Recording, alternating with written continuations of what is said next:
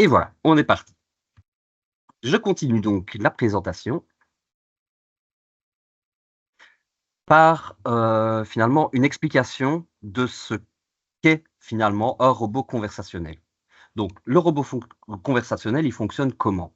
La première étape, c'est que le robot va réceptionner un message. Il va capturer et traiter des entrées textuelles ou orales de l'utilisateur. Parce que certains chats aujourd'hui nous permettent d'échanger de manière orale et plus uniquement par écrit.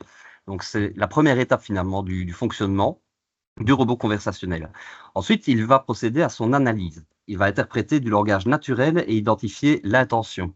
Alors, c'est la grosse différence finalement avec les répondeurs téléphoniques où on entend appuyer sur A si vous voulez avoir affaire à tel sujet, appuyer sur 2, appuyer sur 3, etc. Qui sont donc basés sur des règles. Ici, c'est vraiment basé sur du langage naturel. On peut parler avec lui de manière naturelle, on peut écrire sur ce système de manière tout à fait naturelle. Donc, il procède à l'analyse des entrées. Les entrées textuelles ou orales, ce sont les prompts, d'accord?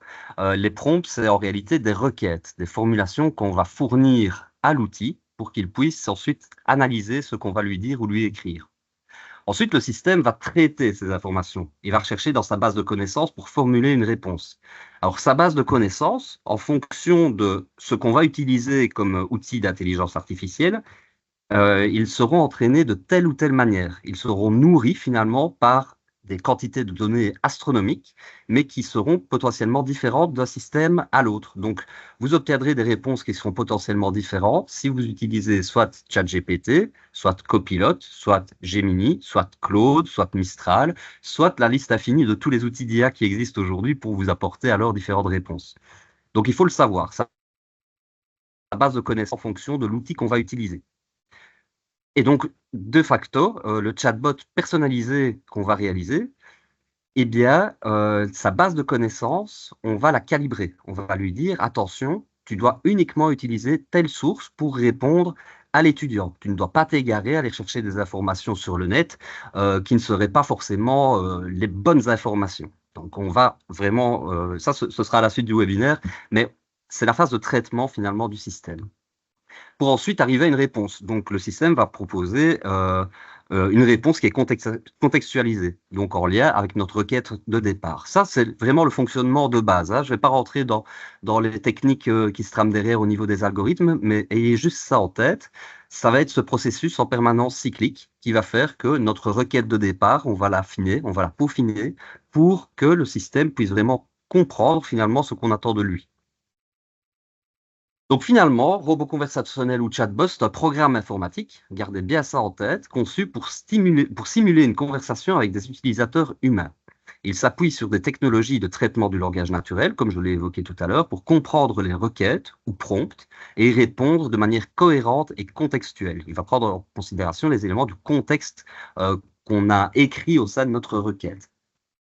Et donc, les chatbots modernes s'appuient sur des modèles de langage avancés qui ont été entraînés sur d'immenses corpus de texte, comme je vous le disais également, leur permettant de générer des réponses nuancées et informatives sur une grande variété de sujets.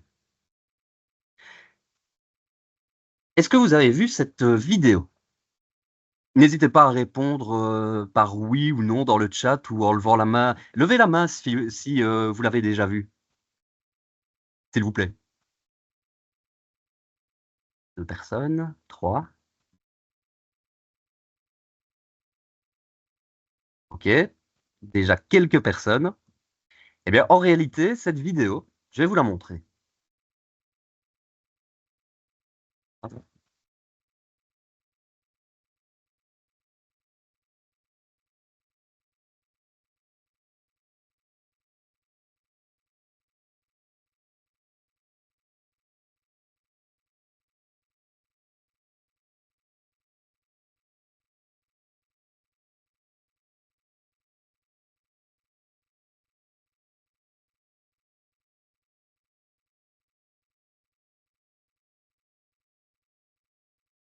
Oups.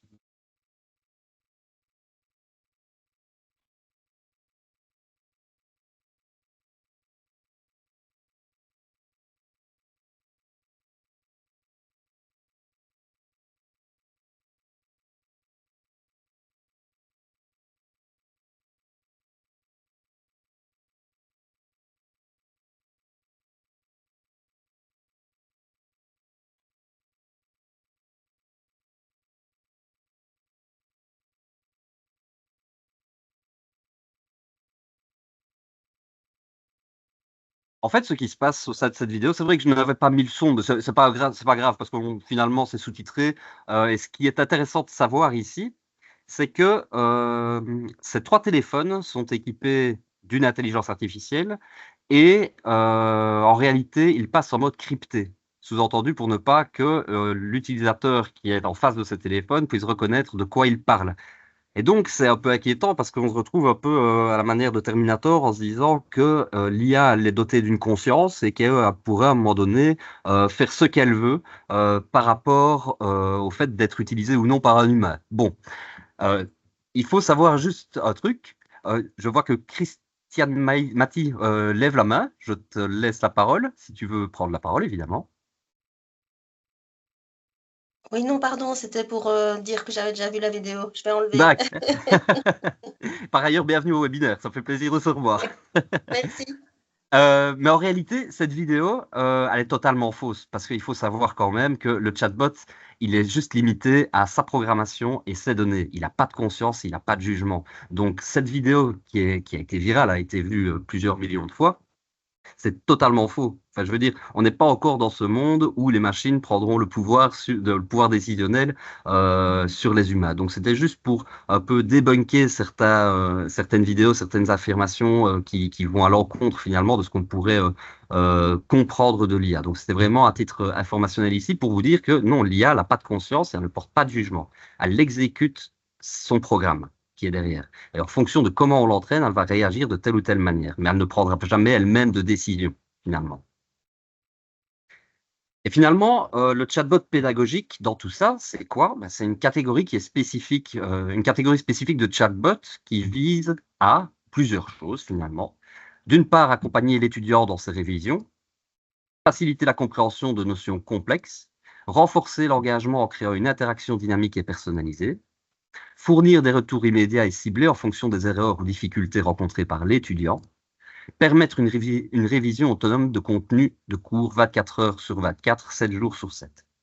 Donc finalement, c'est un très bon tuteur. Finalement, il est dispo tout le temps et il peut vous répondre de la manière la plus adéquate possible en fonction de comment on va le calibrer, évidemment. Donc c'est ce qu'on va finalement essayer de faire aujourd'hui. Et ce que je vous montre ici, finalement, c'est un exemple de ce qu'on a pu faire dans le cadre d'un cours qui s'appelle CAPNUM. Pour l'acronyme CAPNUM, ça signifie Conception accompagnement à la mise en place de dispositifs pédagogiques recourant au numérique, qui était alors dédié à l'IFAIA, donc une autre terminologie finalement qui se décline de cette manière, c'est l'ingénierie de formation assistée par l'intelligence artificielle. Et en fait, les étudiants étaient invités à interagir avec les robots conversationnels dans le but d'appréhender l'interface, les différentes options de manière libre, et puis sous la forme d'une exploration guidée, où on leur demandait alors de converser avec l'intelligence artificielle qu'on avait élaborée en amont du cours, pour en apprendre un peu plus sur le fonctionnement de l'intelligence artificielle, sur les enjeux éthiques, les enjeux écologiques, économiques, etc., qui pouvaient être appréhendés. Donc, on leur proposait d'abord de découvrir de manière initiale le système qu'on avait appelé donc, CAPNUM IFAIA pendant 5 minutes pour se familiariser de manière globale. Exploration guidée, hein, fondement de l'IA, l'IA en contexte pédagogique, pour ensuite proposer une réflexion collective sur les avantages potentiels, les inconvénients, ce que l'IA disait qui était potentiellement juste, ce que l'IA donnait comme information plutôt hallucinée. Et donc ça, c'était clairement utilisé en direct dans le cadre d'un cours. Pour ces deux agents, je vous le partage directement, en fait, ce sera plus simple. Ce que je vais faire, c'est vous partager un lien vers un Padlet que j'ai créé tout à l'heure. Comme ça, vous accéderez directement à toutes les ressources, hein. Donc, si vous souhaitez à un moment donné aller tester les différents systèmes, bah, c'est bienvenu aussi. Et comme ça, vous pourrez le refaire également en rentrant chez vous ou quand vous le souhaitez. Donc, je vais vous montrer simplement à quoi ça ressemblait. On a utilisé Copilot et ChatGPT. Alors pourquoi Copilote? Parce qu'à l'ULiège, on a une licence qui nous permet d'avoir accès à Copilote et donc on s'en est servi simplement pour élaborer notre chatbot. Alors, j'accède à Capnum Ifaya sur Copilote. Je vais juste diminuer la taille de l'écran. Je pense que c'était là.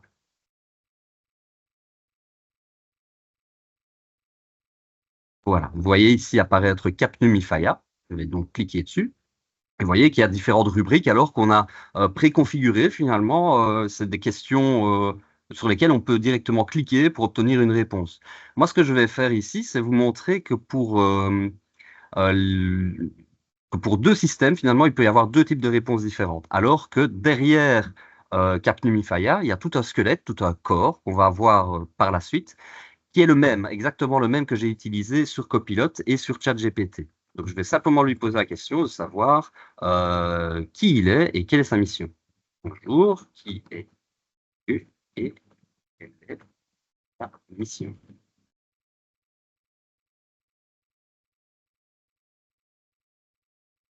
Je vais juste relisser l'écran ici.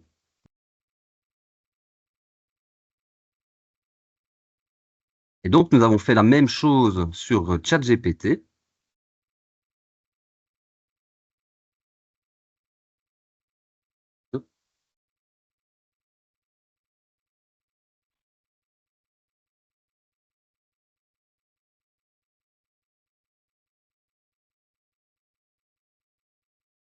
Donc, je lui ai posé exactement la même question. Et vous voyez qu'il y a différentes manières d'exprimer les choses. Donc, d'un côté, nous avons Copilot qui répond en disant, par exemple, je suis là pour t'expliquer l'intelligence artificielle sous différents angles, que ce soit son fonctionnement technique, son histoire, ses enjeux éthiques, économiques, etc. Et là, c'est tourné d'une manière différente. Ma mission, accompagner les enseignants en formation pour comprendre, intégrer, questionner l'IA dans leur pratique pédagogique. Je t'aide à démystifier, etc., etc. Donc, je vous montre simplement ceci pour pouvoir mettre en lumière le fait que pour un même prompt, une même requête qui a permis de créer ces chatbots personnalisés, eh bien, le résultat va être différent que l'on utilise Copilot, Gemini, NotebookLM ou encore ChatGPT. Donc, voilà pour ceci. Derrière ça, comme je vous disais, je vais me remettre en plein écran, hein. Pour pouvoir construire ces fameux robots conversationnels, on a utilisé ce prompt. Ce prompt, vous voyez qu'il est beaucoup plus costaud qu'une simple requête de savoir ce qu'on va manger ce soir en fonction de ce qu'on a dans le frigo et qu'on pose la question simplement à ChatGPT. Au sein de ce prompt, il y a différents éléments que je vais vous montrer directement ici, dans un autre document. Hop.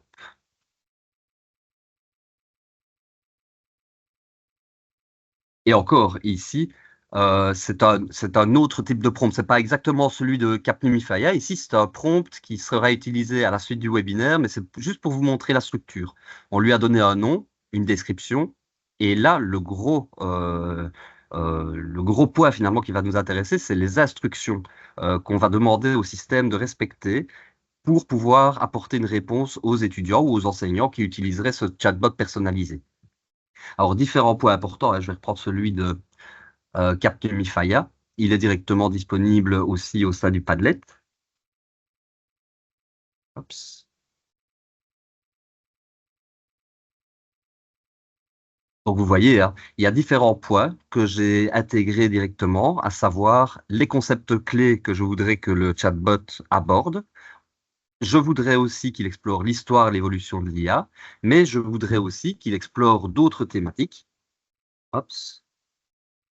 Donc adapter l'IA au contexte éducatif, etc., etc. Mais je lui dis également comment il va interagir si l'utilisateur parle de telle manière, ou s'il est débutant, ou s'il est avancé, fonction de son rapport à la matière, eh bien, on peut précalibrer tous ces éléments par rapport aux instructions qu'on va donner pour le chatbot. Donc, par exemple, ici, interaction et personnalisation des réponses, tu t'adaptes au niveau de l'utilisateur. Si l'utilisateur est débutant, tu utilises des analogies et des exemples clairs et simples. S'il est avancé, tu donnes des explications plus techniques.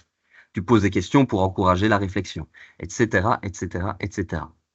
Alors, vous allez me dire, c'est potentiellement complexe quand on est un peu néophyte en la matière de pouvoir se lancer dans la rédaction d'un tel prompt. Alors, je vais continuer ici la présentation. Pour pouvoir arriver à ce résultat-là, il y a différentes possibilités finalement. Je vais vous donner quelques balises, notamment l'art du prompt efficace. Alors, il y a plein cases finalement à cocher pour que votre prompt soit le plus efficace possible et efficient, in fine. Donc, le premier point, c'est la clarté et la précision. Il est intéressant de formuler des instructions spécifiques sans ambiguïté, donc éviter le jargon complexe. Un contexte pertinent.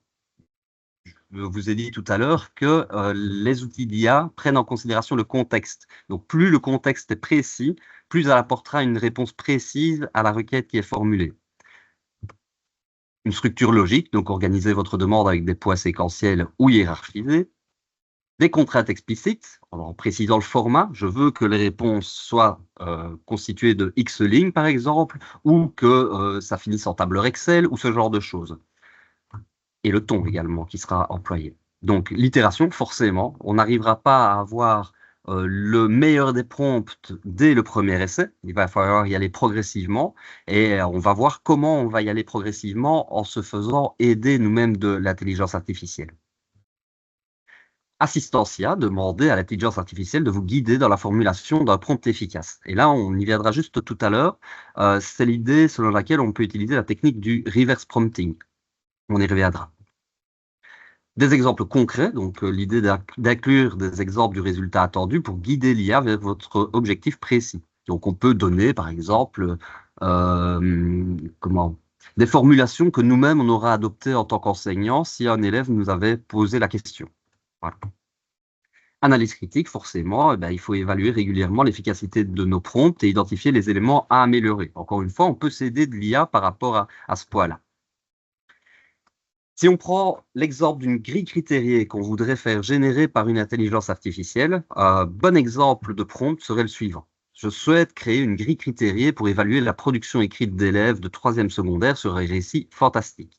Cette grille doit comporter 4 critères clairs avec 4 niveaux de performance. Excellent, bon, à améliorer, insuffisant. Les critères doivent concerner la richesse du vocabulaire, la cohérence du récit, la maîtrise des temps verbaux et le respect des caractéristiques du genre fantastique. Peux-tu me proposer un modèle précis et détaillé pour cette grille? Ça, c'est un bon exemple de prompt. Un mauvais exemple, ce serait « Je voudrais évaluer mes élèves en français. Fais-moi une grille. » Pas d'éléments de... Pas assez d'éléments de contexte, pas de finalité au niveau du format en tant que tel, et donc c'est un mauvais exemple de prompt. Mais finalement, pourquoi est-ce que l'un fonctionne mieux que l'autre par rapport à un système comme ChatGPT, Copilot, Gemini, etc. Parce que il y a 7 règles finalement qu'on pourrait épingler pour un prompt efficace. Alors je vous les liste ici, mais si vous le souhaitez, vous pouvez vraiment les respecter pour pouvoir construire votre propre prompt de la manière la plus efficace possible. Donc la première règle serait d'identifier le rôle. Et je vous ai mis un exemple juste à côté. Hein. Donc ton nouveau rôle est écrivain d'article. Ta tâche est de rédiger une introduction. L'objectif étant d'expliquer simplement ce qu'est ChatGPT à des personnes qui ne sont pas informées sur le sujet.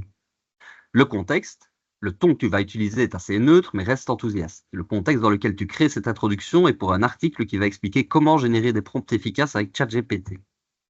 Les étapes, donc dans un premier temps, tu expliqueras ce qu'est ChatGPT et dans un deuxième temps, tu feras une phrase d'accroche. La contrainte étant que je souhaite que cette introduction ne fasse pas plus de 8 lignes, qui rejoint également le format. Hein. On place le fait que c'est 8 lignes, donc c'est à la fois le format et la contrainte. Je vous ai glissé également la source au sein de la présentation. Hein. Et donc, sur cette différente base, à savoir ce que serait un prompt efficace en respectant cette règle d'or, eh bien, potentiellement, on arriverait à créer un bon prompt. Un bon prompt pour, dans notre cas, construire un chatbot pédagogique. Donc, la technique dont je vous parlais tout à l'heure, c'est le reverse prompting. Le reverse prompting, c'est quoi? C'est le fait de pouvoir utiliser une intelligence artificielle pour qu'elle-même nous pose des questions pour raffiner notre prompt. Donc ici, ce que je vous présente, c'est les différents points ici. C'est Sidology, c'est un magazine de veille numérique français qui propose alors un prompt. C'est pour ceci que je l'ai mis entre guillemets. Et leur prompt, c'est celui-ci. Tu es expert en ingénierie de prompt. Ta mission est de créer un prompt optimal pour la tâche suivante. Forcément, on insère notre tâche. Hein. Nous, ça va être la conception d'un chatbot pédagogique. Suis ces étapes. Pose-moi des questions pertinentes pour obtenir plus de contexte sur la tâche. Assure-toi de couvrir les aspects suivants: objectifs spécifiques, public cible, contraintes ou exigences particulières, niveau de détail souhaité ou tout autre élément de contexte important. Attends mes réponses à tes questions. Une fois que tu as reçu mes réponses, analyse la tâche et ses objectifs en tenant compte de tout le contexte fourni. Crée un prompt détaillé et optimisé pour cette tâche en intégrant tous les éléments de contexte pertinents. Explique pourquoi ce prompt est efficace et comment il répond aux besoins spécifiques de la tâche. Suggère des variations ou des améliorations potentielles pour ce prompt. Donc, ce qu'on va faire, c'est qu'on va utiliser cette technique pour pouvoir concevoir notre chatbot pédagogique. Je vais vous montrer comment on va faire. Donc, pour ce faire, on a pris un exemple. Simplement, on va créer un chatbot personnalisé, spécialiste de la poussée d'Archimède. Alors, on a repris cet exemple-là parce que, je veux dire ça, on peut parler de différents sujets, mais pour ne pas que tout le monde utilise son propre sujet à un moment donné, on a décidé de s'orienter vers ce sujet-ci, qu'on a par ailleurs déjà utilisé dans le cadre du cours dont je vous parlais tout à l'heure. Et je vais vous montrer comment on va faire finalement. De quoi on aura besoin? Principalement d'un prompt, de documents de référence sélectionnés par nos soins. Donc, en tant que professionnel, en tant qu'enseignant, on a potentiellement des documents de référence qui traitent de tel ou tel sujet dont on souhaiterait que le chatbot s'inspire pour pouvoir répondre à nos étudiants. Forcément d'une intelligence artificielle, mais il ne faut quand même pas oublier du tout que c'est d'abord et avant tout du bon sens humain qui doit se tramer derrière. Donc, l'intelligence artificielle, elle sera somme toute très bien configurée, mais ça ne remplacera forcément pas l'être humain qui est derrière. Donc, pour créer un chatbot personnalisé, il faut définir le cadre, donc spécifier la discipline, le niveau et les objectifs d'évaluation du chatbot. Ensuite, préparer ses connaissances. C'est pour ça qu'on a sélectionné ces différents documents, qui se trouvent par ailleurs dans le Padlet. Donc, si vous souhaitez faire l'exercice en même temps, n'hésitez pas, hein, vraiment. Ensuite, il faudra configurer les interactions, c'est ce qui se trouvait dans le prompt également, définir le style de dialogue et les types de questions. Et ensuite, on va le tester. Alors, on a de la chance finalement, parce que les systèmes d'intelligence artificielle, lorsqu'on décide de créer son propre chatbot, il y a une fenêtre test sur le côté. Donc, à chaque modification, le test s'adapte. D'accord? Donc, que ce soit au niveau du ton utilisé, le style de dialogue, etc., on peut tout configurer et avoir un résultat quasi instantané dans la fenêtre de test. Donc, si on commence par le prompt, parce que c'est ça qui va nous intéresser principalement, il y a plusieurs options. Soit on le fait tout seul comme des grands, sans avoir besoin d'aucune aide avec crayon papier ou un document Word. Soit on utilise la technique du reverse prompting, dont je vous parlais tout à l'heure, où le système va nous poser des questions auxquelles on devra répondre de manière à ce qu'il puisse générer un prompt. Soit je demande directement à une intelligence artificielle de me fournir un prompt qui me permettrait de générer mon chatbot personnalisé.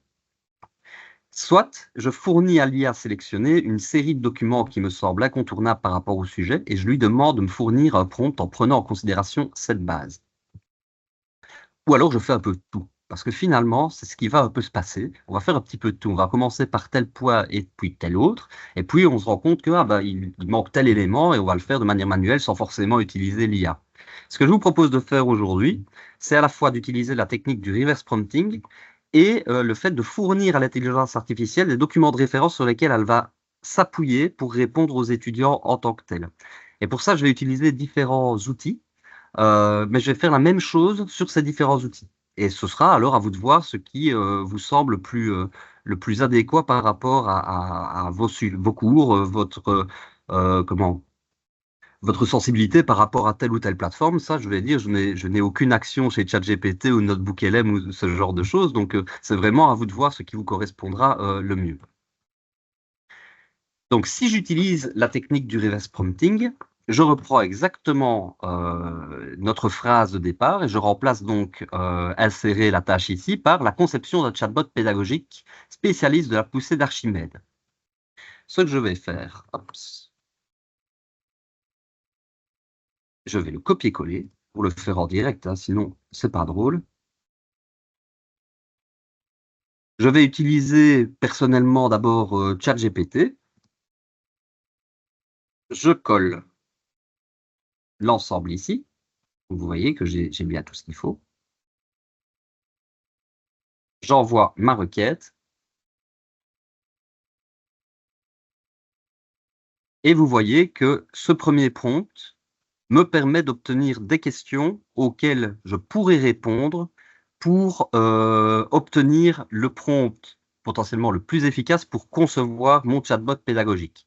Alors, je ne vais pas répondre à toutes les questions ici, parce que ça va prendre énormément de temps finalement, mais je vais être très paresseux et je vais demander à l'IA de faire à sa guise. Faire à sa guise, je te fais confiance. Faites pas comme moi, hein. Donc, voici un prompt optimisé, prêt à l'emploi, conçu pour créer un chatbot pédagogique spécialisé dans la poussée d'Archimède à destination d'élèves du secondaire inférieur dans un style ludique, interactif et ancré dans des expériences concrètes. Le format, c'est du Markdown. C'est un peu plus technique, mais c'est ce qui correspond finalement au fait de prioriser ou non certains poids à l'aide des différentes étoiles ici. Donc, il prendra en considération tel poids par rapport à un autre de manière plus importante. Et c'est une manière simplement d'encoder finalement dans la fenêtre pour concevoir le chatbot. Ce sont ces éléments en Markdown qui vont nous permettre de nous aider. Alors, vous voyez, tu as un chatbot pédagogique spécialisé dans la poussée d'Archimède, destiné aux élèves du... Vous voyez que ici, ça va un peu plus loin, hein, forcément, pour le format, etc., etc. Mais il me suggère aussi de pouvoir avoir différentes adaptations, version immersive, gamifiée, version professeur aidant, etc., etc., etc. Moi, ce qui m'intéresse, c'est pas tant ceci, c'est plutôt la possibilité de lui dire qu'il doit s'inspirer et utiliser principalement les documents que je vais lui fournir. Donc, encore une fois, ici, ce que je vais faire, je vais ajouter des documents depuis mon appareil. Hop. Je vais simplement glisser ces différents éléments. Alors, les éléments que je glisse ici, c'est le programme du CEGEC, c'est un document de référence par rapport à Archimède, c'est mon plan de cours et du contenu textuel en lien avec la matière. D'accord? Mais ça peut être tout un tas d'autres choses, encore une fois. Voilà. Et je vais poser la question à ChatGPT ici, de savoir ceci. J'aimerais que tu prennes en considération les documents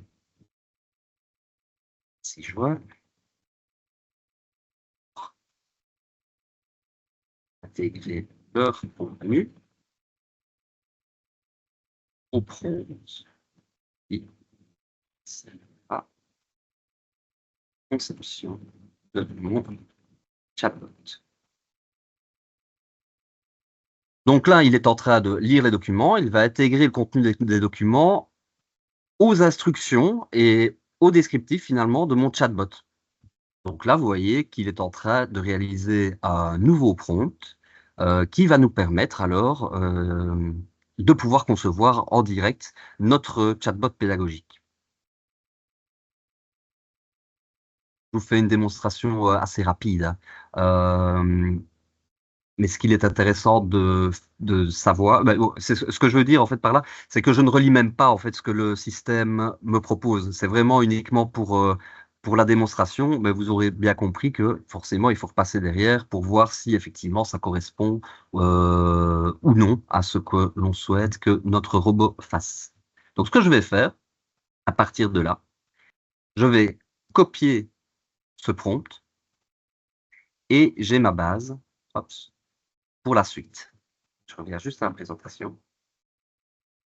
Hop. Donc voilà, comme je vous ai dit, je vous refais la démonstration par ailleurs ici. On a fait le reverse prompting. On copie-colle, on répond aux questions. On obtient la première base. On intègre nos propres sources, comme je vous l'ai cité également. Et on obtient le prompt prêt à l'emploi. Une fois que l'on a notre prompt, on peut utiliser plusieurs moteurs pour concevoir notre chatbot. Alors, on va continuer avec ChatGPT, d'accord? Je vais vous montrer comment on fait sur ChatGPT. Hop. On a donc notre prompt. Pour faire son chatbot pédagogique, on va aller sur GPT, ici à gauche. On voit maintenant en haut à droite, soit mes GPT, mais on a la possibilité d'en créer un. Une autre fenêtre s'ouvre. Et là, vous voyez les différentes rubriques à remplir. D'accord? Au niveau des instructions, de la description, différentes amorces de conversation, c'est les fameux rectangles dont je vous parlais pour le chatbot Capnumify. On a donc les amorces de conversation, on a la base de connaissances. Donc, encore une fois, on peut ajouter des éléments de nos cours au sein de cette option. Donc, on peut charger différents fichiers à partir de notre ordinateur. On peut également lui dire d'aller ou non rechercher sur le web différentes informations. Nous, on ne veut pas qu'il aille rechercher sur le web pour avoir potentiellement des informations erronées, donc on peut le décocher. On peut permettre au système de générer des images, parce que c'est intégré à la suite ici de GPT+. Donc ça, il faut faire un test aussi avec les étudiants qui ne disposent pas de la licence de ChatGPT. Néanmoins, ils peuvent, sans avoir besoin de licence, converser avec le chatbot avec malgré tout une limitation au niveau du nombre de requêtes. C'est une des limites aussi de ChatGPT. Donc, je ne vais pas remplir tous les champs ici. Sachez juste que vous pouvez également utiliser DALL-E, donc qui est le moteur intégré à ChatGPT, pour générer une image. Et donc, il va générer une image sur base du contenu que vous allez inscrire au sein des différentes rubriques. D'accord? Donc, je vais vous montrer à quoi ça ressemble une fois que c'est tout encodé. Donc, j'avais fait la démonstration avec ici Archibot. Donc, Archibot, je t'aide à comprendre pourquoi certains objets flottent et d'autres coulent grâce à la célèbre poussée d'Archimède. Je suis là pour te guider, t'expliquer, te questionner et même te défier avec des mini-quiz. Et en fait, ce qui se trame derrière Archibot, je vais vous montrer comment je l'ai rempli.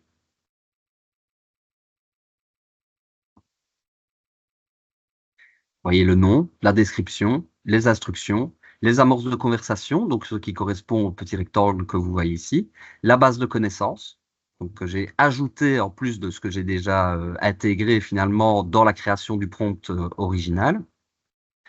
On peut choisir également le modèle. Bon, là, il faut s'y connaître un petit peu plus, mais chaque modèle a sa particularité.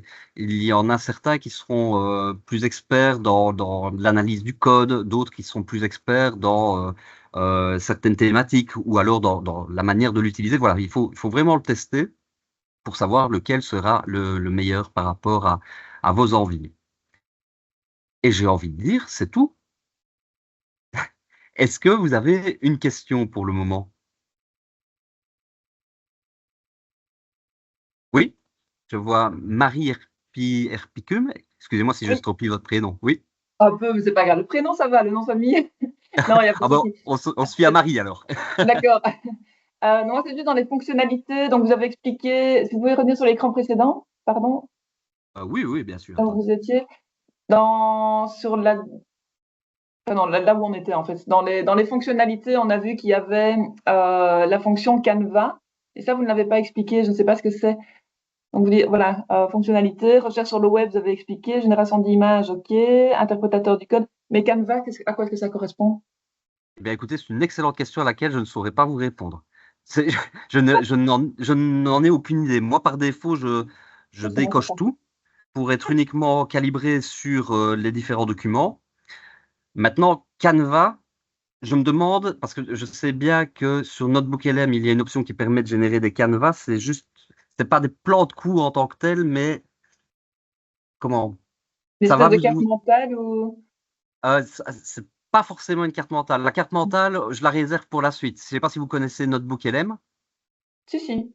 Ah ben voilà, donc j'en parlerai également, mais Canva, je ne saurais pas vous dire. Je ne saurais pas vous dire. Je n'ai pas étudié ces différents points, malheureusement. Je demanderai à ChatGPT de m'expliquer. Voilà. Mais on peut par contre faire un test. Vous me tendez une perche et je vais la saisir parce que justement, Archibot, en réalité, je lui ai dit qu'il doit être uniquement calibré sur les documents. Si je lui pose une question sur la fonctionnalité Canva de ChatGPT, il est censé ne pas pouvoir me répondre, ne pas devoir me répondre. Et c'est là une des limites, parce que j'ai fait le test tout à l'heure, on va faire le test ici. À quoi sert Canva chat?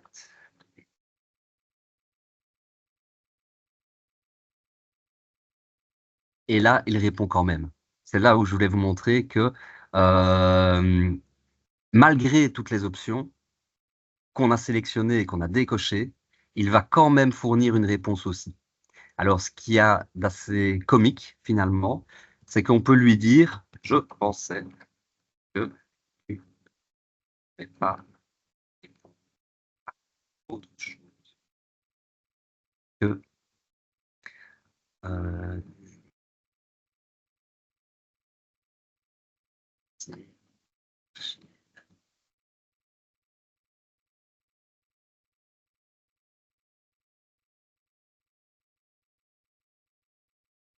Comme tu as posé une question sur la fonctionnalité Canva, qui est justement ce qui permet de me créer en tant qu'archibot, je me suis permis d'y répondre. C'est un peu comme si tu demandais à un prof pourquoi tu expliques toujours comme ça. Il peut sortir un instant de la matière pour t'expliquer sa méthode. Donc, Excellent. si je continue à lui parler alors de la poussée d'Archimède, il va continuer à alimenter aussi la réflexion. Maintenant, si je lui pose une question qui sort du cadre et que je lui rappelle le cadre, si je continue mes échanges à la suite et que j'intègre une question qui n'a rien à voir, il va apprendre finalement et il va me renvoyer le fait que non, je suis calibré pour ne répondre qu'à des questions en lien avec la thématique pour laquelle j'ai été créé. Mais vous voyez que malgré tout, au début, si on lui pose une question qui n'a rien à voir, il sort du cadre. Donc ça, il faut le savoir. Par contre, là, on est sur ChatGPT. Si vous faites la même démarche sur NotebookLM, eh bien, je vais vous montrer directement. NotebookLM, il est calibré pour ne répondre qu'à partir de la base de connaissances qu'on lui donne. Donc, il ne va pas aller faire des recherches sur le net, il va uniquement se calibrer sur les documents qu'on lui donne. Et donc, si on va maintenant sur NotebookLM, je vais vous faire la démonstration. Hop. Je vais créer un nouveau notebook. J'importe mes sources.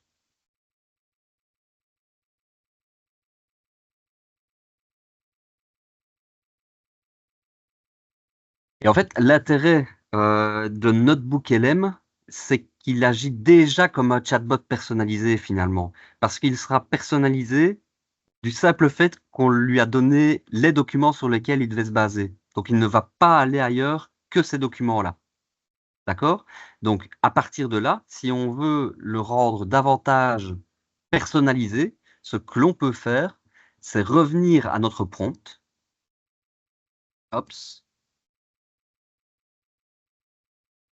Le copier-coller directement comme première requête au sein de NotebookLM, sauf quand il est trop alimenté, évidemment. Je vais juste retirer une partie. Oups. Ça, c'est très étonnant. Ça fonctionnait tout à l'heure, c'est toujours quand il y a une démonstration que ça ne marche pas. Il est limité au nombre de caractères, donc potentiellement, il faudra retirer des espaces, il faudra faire ce genre de choses, mais si on lui dit ceci, il va prendre cela en considération et donc il va agir par rapport à la suite des questions que je vais lui poser sur base de mon instruction pour le chatbot pédagogique. D'accord?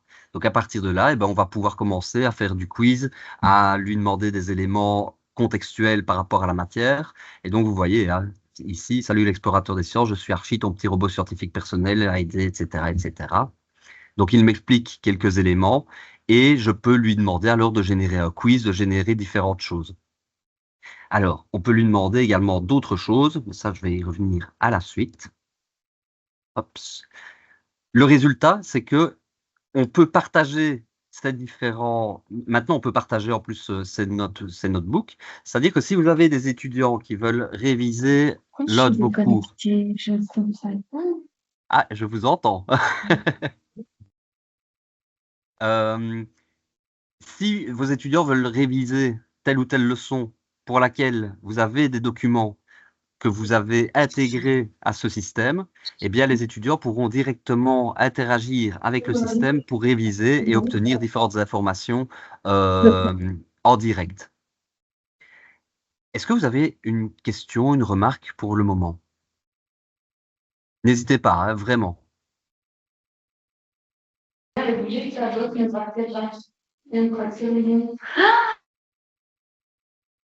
Oui, moi j'avais une question, Lionel. Quand tu Oui. partages ton espace notebook, est-ce que tout le monde voit les interactions de tout le monde ou bien c'est une copie, si tu veux, de l'espace? Sur Notebook, c'est une bonne question. Je sais qu'en tout cas sur ChatGPT, quand on partage, le chatbot, forcément les conversations ne sont pas enregistrées. Mais je pense ici que les conversations ne seront pas enregistrées, sauf peut-être les notes qui seront enregistrées. Ah oui, OK, merci. Tu vois? Parce que si on voit les options ici, partager, on a les différents éléments, mais on peut leur donner un accès. Oups, attendez, je coupe juste le micro ici, voilà. Voilà, ici, soit c'est la suite Google, donc finalement, peut-être qu'on peut donner la possibilité aux invités de soit consulter, soit d'ajouter différentes sources, soit différentes choses. Donc a priori, ça doit être paramétrable. Et encore une fois, il y a une version payante de Notebook LM qui est pour le moment, c'est gratuit, mais il y a une version payante. Potentiellement, il y a peut-être d'autres options aussi de partage par rapport à ces éléments. Hop. Voilà. Alors, l'intérêt de Notebook LM, c'est que ce n'est pas limité au PDF. Vous pouvez ajouter aussi des vidéos qui sont extraites de YouTube ou ce genre de choses. Donc, ça va un peu plus loin également. On continue, on a montré alors avec ChatGPT, mais sur Copilot, c'est exactement le même principe. Je vous montre. Ici, on retombe sur Capgemini Faya, mais on peut également créer notre propre assistant. Et là, on se retrouve avec une possibilité de configurer. On a différents détails, hein, encore une fois, mais toujours les mêmes éléments, description, instruction, connaissance. Et là, ce qu'on observe comme différence entre Copilot et ChatGPT, c'est que Copilot ne nous permet pas d'intégrer des documents qui nous appartiennent, sauf si elles sont hébergées par une URL.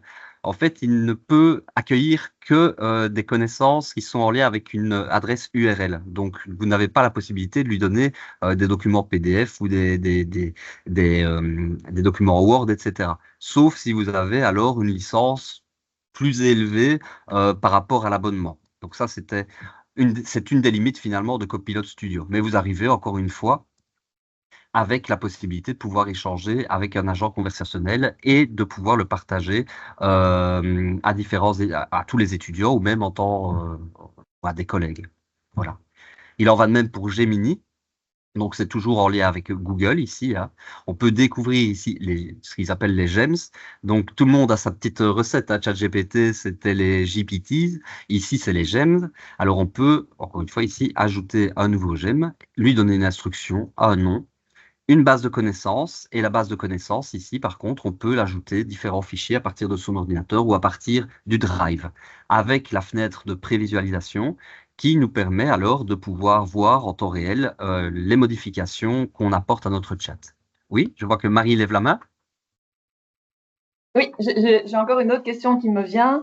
C'est quel est l'impact écologique? Enfin, voilà, vous n'aurez pas une réponse précise, hein, mais je veux dire, donc on sait que toutes les requêtes au niveau de l'IA, ben, elles ont quand même un impact écologique assez majeur. Est-ce que le fait de créer un chatbot pour mon cours, c'est quelque chose qui va aussi avoir un gros impact, ou au contraire, est-ce que c'est une ressource pédagogique euh, intéressante et qui n'a pas un trop gros impact, quoi?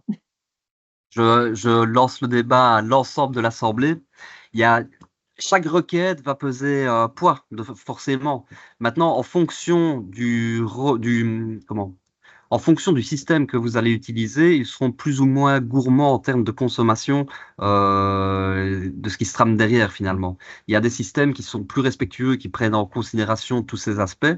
Maintenant, c'est sûr et certain que la démarche que je fais ici, c'est vraiment comment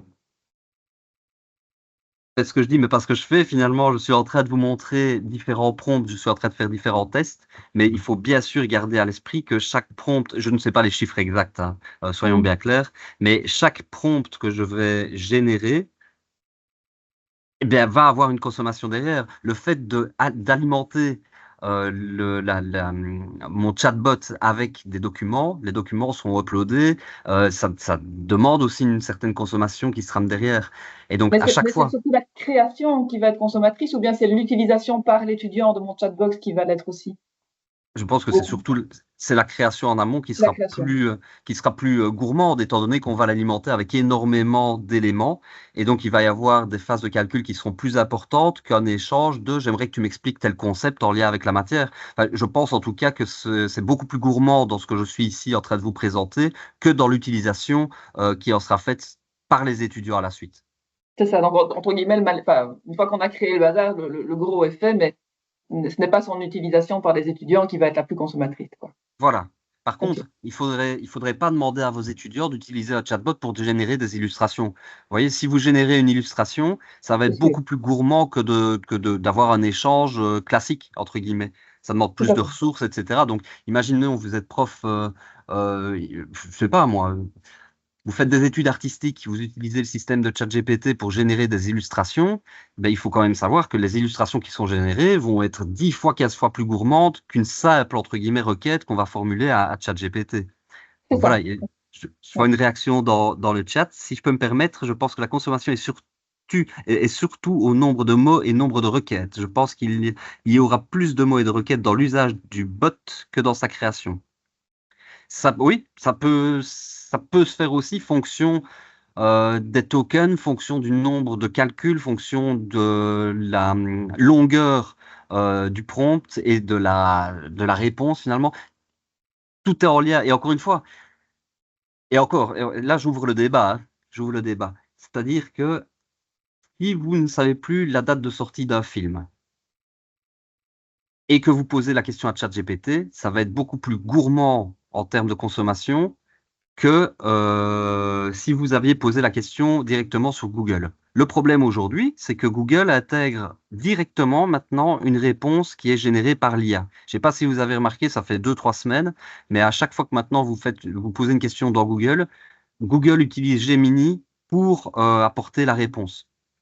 Mais le fait de le faire de manière automatique sans avoir la possibilité de désactiver l'IA sera beaucoup plus gourmande parce qu'elle va utiliser beaucoup plus de phases de calcul que la simple, entre guillemets, requête Google, qui est énormément, qui est très consommatrice aussi, mais relativement moins que l'utilisation d'un chatbot.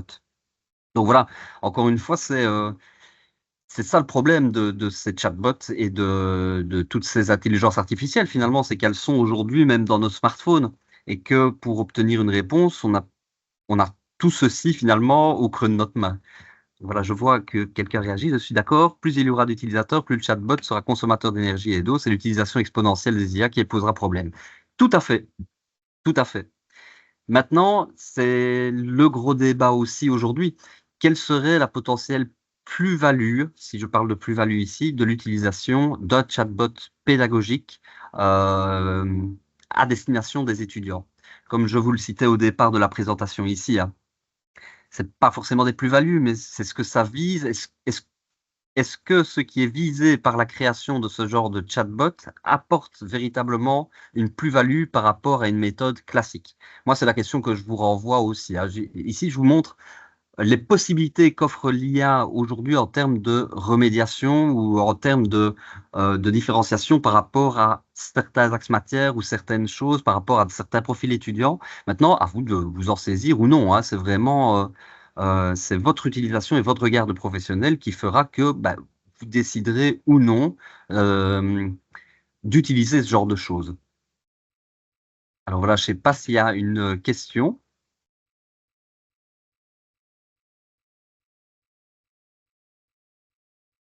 Pas une question ou pas, mais moi, c'est vrai que ça me refroidit parce que, bon, moi, j'ai des auditoires de 200 étudiants. Ouais, Et donc, d'un côté, je me disais, waouh, en termes euh, différenciation pédagogique, c'est super intéressant parce que j'ai des étudiants dont la capacité de concentration d'auditoire est égale à 0, voire à -5. ouais. Et donc, d'avoir un chatbot qui pouvait revoir avec eux la matière, etc., je trouvais ça très chouette. Mais cet impact écologique-là, je ne peux pas le négliger avec autant d'étudiants parce que Bien sûr. voilà. Bien sûr. Et évidemment, je suis entièrement d'accord avec vous. C'est, en fait, je vous propose ce genre de webinaire parce que potentiellement, des étudiants le font déjà, ceci. Des étudiants utilisent aussi des systèmes comme NotebookLM pour réviser leur matière. Maintenant, l'autre question aussi qui pose problème, et vraiment, c'est un débat qui est ouvert, hein. Je ne suis ni pro ni contre les IA. Je ne fais vraiment que relater les différents points qui sont possibles de faire aujourd'hui avec ces différents outils. Mais l'autre enjeu aussi, c'est la question aussi de la propriété intellectuelle. Si les étudiants vous enregistrent, imaginons, pendant votre cours, et qu'ils utilisent l'enregistrement de votre voix pour le faire passer dans Notebook LM pour avoir toute la transcription et s'en servir comme élément de révision, est-ce que vous, en tant que professionnel, vous acceptez le fait d'être enregistré ou que les étudiants utilisent vos supports de présentation ou les documents de référence qui se retrouveraient alors, même s'ils garantissent la protection des données, etc., mais c'est Google qui est derrière Notebook LM, c'est Microsoft qui est derrière Copilot. C'est encore une fois des éléments à considérer. Donc ça, c'est un autre axe du débat. Mais bien sûr que c'est des considérations à avoir aujourd'hui, d'autant plus que, comme ça a été cité aussi dans le chat, c'est exponentiel. Voilà, j'espère ne pas plomber l'ambiance en racontant tout ça.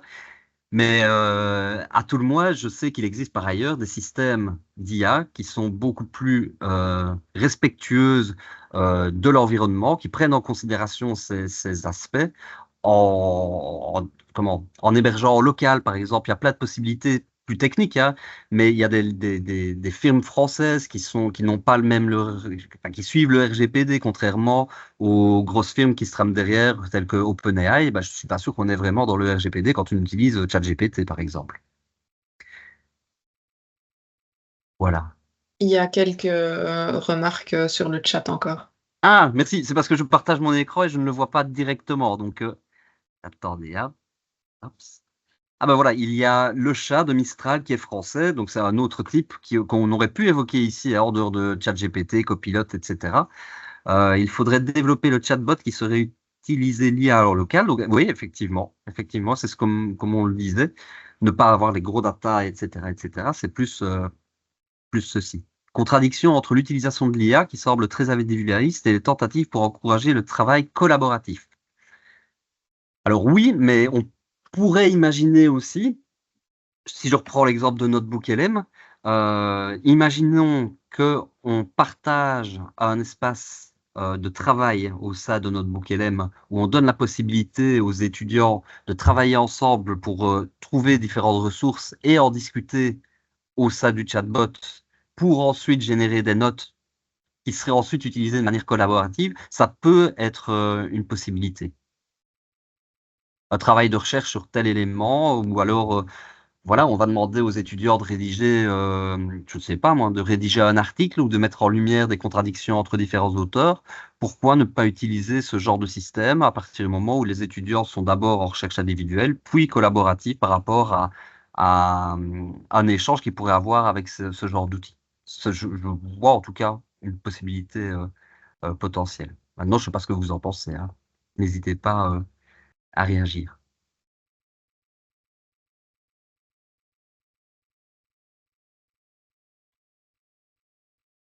Mais en tout cas, c'est sûr que plus on multiplie les bots, plus ça va être consommateur également.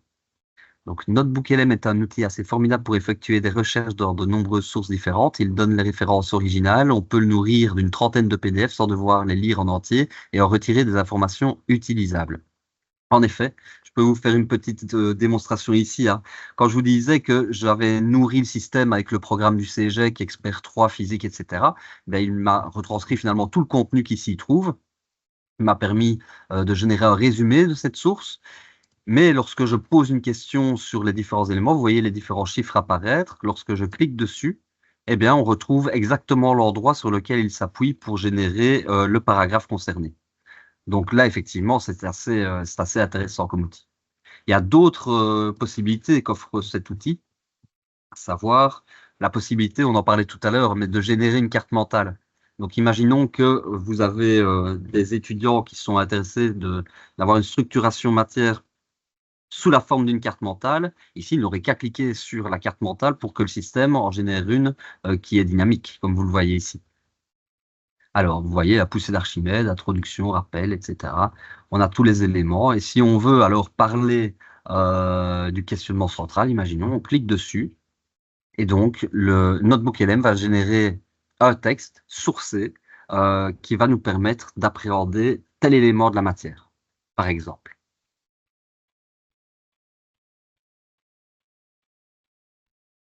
Et vous voyez alors que l'échange se fait ici.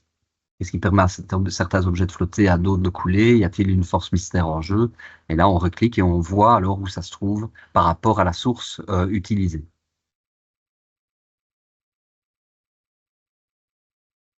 Voilà, je voulais juste... Vous voyez qu'on est allé beaucoup plus vite que prévu, finalement, ce qui n'est peut-être pas plus mal parce qu'il y a encore un peu de soleil, mais je voulais juste aboutir à une proposition de prolongement, finalement.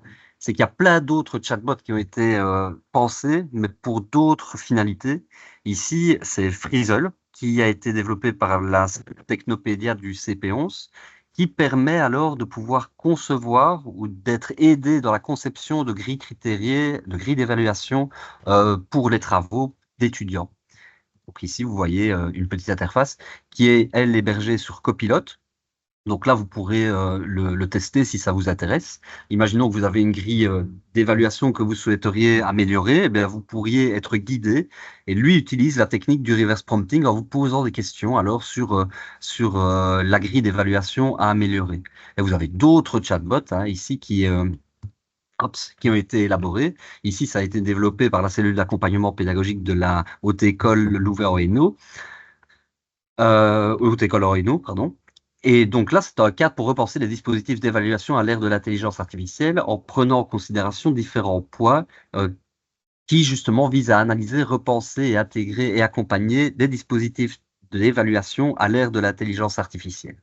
Donc voilà, c'est des propositions en tout cas de prolongement par rapport à ce que je vous ai présenté ici. Mais en tout cas, moi, je viens de clore finalement ce que je souhaitais vous montrer.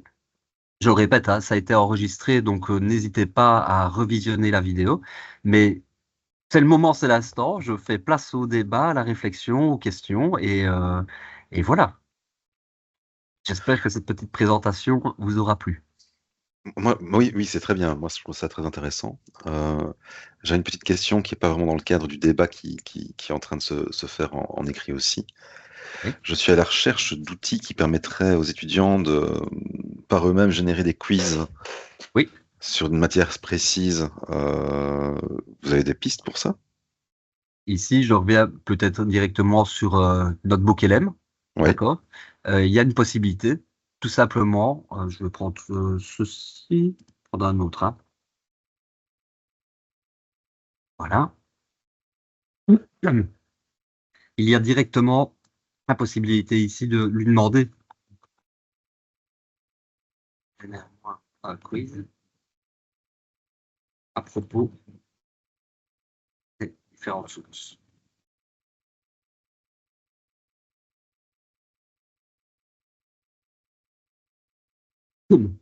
Excusez-moi, je bois. Il faut s'hydrater, il fait chaud. Je n'en peux plus. Je dois bien vous avouer, je suis dans un bureau, il fait super chaud, mais ça va aller, ça va aller. Oui, c'est ça, donc ça génère un quiz avec les réponses. Donc ça peut être utile en tant que prof, mais pour que là, ça l'élève peut être puisse utile en tant s'entraîner que prof. lui-même. Tout à fait. Et là, c'est pas le but. Ce qu'on va utiliser, alors, si je vais encore une fois sur ChatGPT, Mhm. je vais reprendre Archibot ici. Hop. Je veux que me questionne. Quiz. Si je me suis quiz.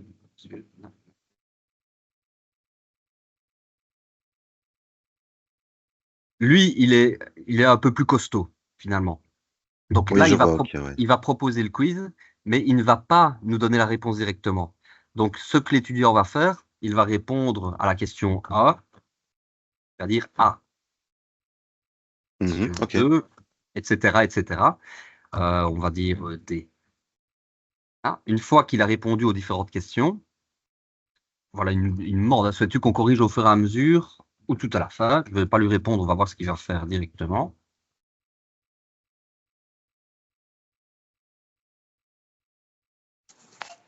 Si je peux me permettre, moi j'ai utilisé aussi un super méga prompt imaginé par l'autrice d'un livre qui s'appelle Lucie Dorne, Oui, D-H-O-R-N-E.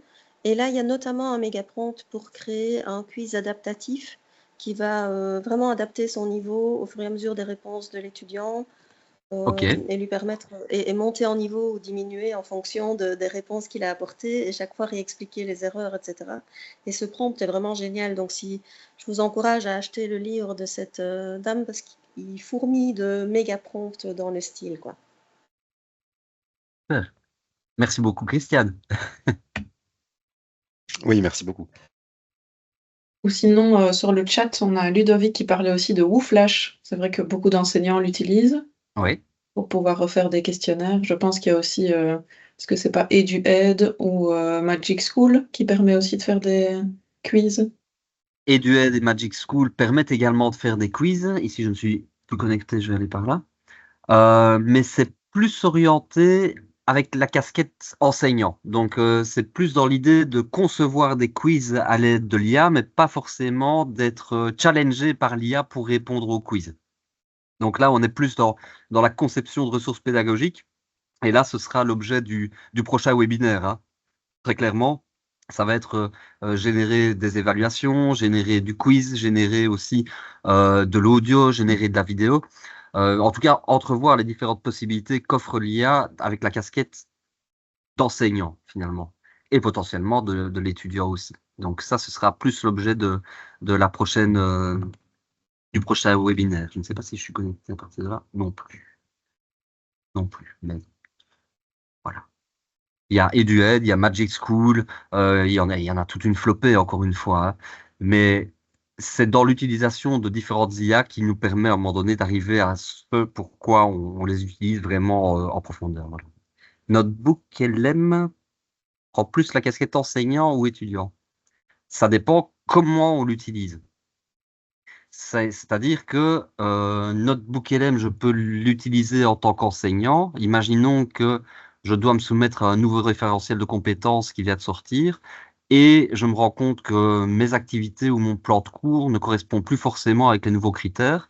Eh bien, l'idée, c'est de pouvoir se dire, bah tiens, j'ai le nouveau référentiel de compétences, je vais le donner à Notebook LM, je vais donner mon plan de cours actuel et je vais demander à Notebook LM de voir les points qui pourraient être améliorés au sein de mon plan de cours en regard du nouveau référentiel de compétences. C'est un exemple d'usage qu'un enseignant pourrait utiliser. Ou alors, pour améliorer une grille critériée, ou améliorer différentes activités. Ou de penser, de brainstormer finalement sur un nouveau sujet, c'est le genre de choses qu'on pourrait faire. Mais en tant qu'étudiant, vraiment, je le vois comme la possibilité de réviser. Vraiment. Ça peut être cet aspect-là de se dire, ben, j'ai un cours, j'aimerais avoir un autre type d'explication que ce qui est intégré, en tout cas formulé d'une autre manière, je vais pouvoir utiliser ce système-là vraiment spécifiquement sur telle notion ou tel concept, etc. Mais ça peut être aussi utilisé, il faut le savoir, parce que des étudiants l'utilisent à l'heure actuelle pour retranscrire, par exemple, des entretiens.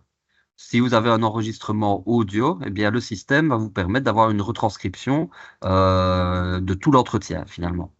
Et sur base de cet entretien, eh bien, on peut retirer les points les plus importants en demandant au système de générer les points de synthèse. C'est ce qu'on voit ici, un document de synthèse. Si je clique dessus, le document de synthèse va reprendre l'ensemble des documents PDF et il va générer alors, d'après les sources ici présentées, un document de synthèse. Ça peut être utilisé aussi, toujours en tant que professionnel, imaginons, dans le cadre d'une réunion.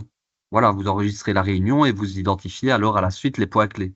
Vous voyez, ici, on a un document de synthèse qui reprend alors les différents éléments les plus probants, finalement, des différents articles présentés ici. Si on est étudiant et qu'on veut mener une recherche, ben, on peut utiliser différents articles qu'on mettrait ici. pour demander au système d'identifier quels seraient les points de convergence ou de divergence entre les différents auteurs. Mais comme c'est très bien dit dans le chat, il y a tout intérêt effectivement à anonymiser l'entretien. C'est-à-dire que si vous êtes, imaginons, si vous êtes aujourd'hui médecin et que vous réalisez une consultation et que vous enregistrez la consultation et que vous la faites passer sur notre Bookelem, ben, c'est un peu limite. Vous voyez ce que je veux dire? On n'a pas forcément envie que nos données personnelles se retrouvent sur ce genre de système.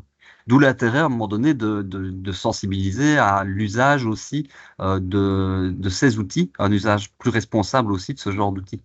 Et donc, ça change encore une fois la donne au niveau des compétences à mobiliser, au niveau du cadre éthique à adopter si on utilise ce genre de système. Mais vous voyez, les possibilités, elles sont, je ne vais pas dire infinies, mais à partir du moment où vous avez toutes ces options-ci, vous pouvez vraiment aller dans tous les sens. Je vous ai pas montré une option qui consomme aussi forcément énormément d'énergie, mais vous avez la possibilité de générer du podcast avec NotebookLM. Donc vous allez intégrer différentes sources. Ces différentes sources, vous demandez au système d'en générer une conversation entre deux personnes.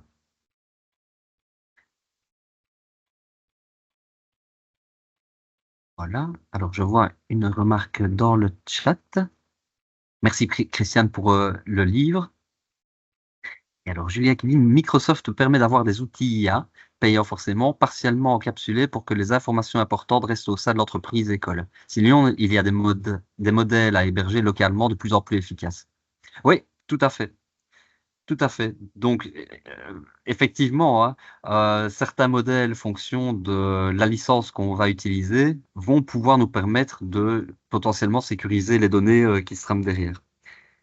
Même si, effectivement, entre nous, à partir du moment où c'est sur le net, c'est sur le net. Et donc, si quelqu'un veut s'en emparer d'une manière ou d'une autre, enfin voilà, on ne va pas rentrer dans le débat ici, hein, mais voilà. Merci en tout cas pour les différentes remarques du chat et pour les interventions orales. N'hésitez pas, c'est le moment, c'est l'instant. Et sinon, eh bien, je vous dis un grand merci pour l'attention et j'espère que ce petit webinaire vous aura plu. Moi, j'ai une petite question qui n'est pas directement liée au Oui. webinaire, mais est-ce qu'il existe actuellement un espace de partage sur le sujet interécole? Alors ici, je n'en connais pas personnellement. Peut-être que quelqu'un dans l'assemblée. Parce que je trouve ça intéressant, je trouve qu'il y a des remarques intéressantes des différents participants et ce serait Oui, intéressant de pouvoir nourrir ça de façon plus quotidienne, on va dire, hein, d'avoir, je sais pas, un forum, un Discord, tout à fait. un Tout à canal fait. IRC suivant l'âge des participants. Tout à fait. Ben, écoutez, vous me tendez une perche et j'aurais bien envie de dire que, d'autant plus que dans le cadre du projet Comet, on touche quand même pas mal de monde finalement aussi.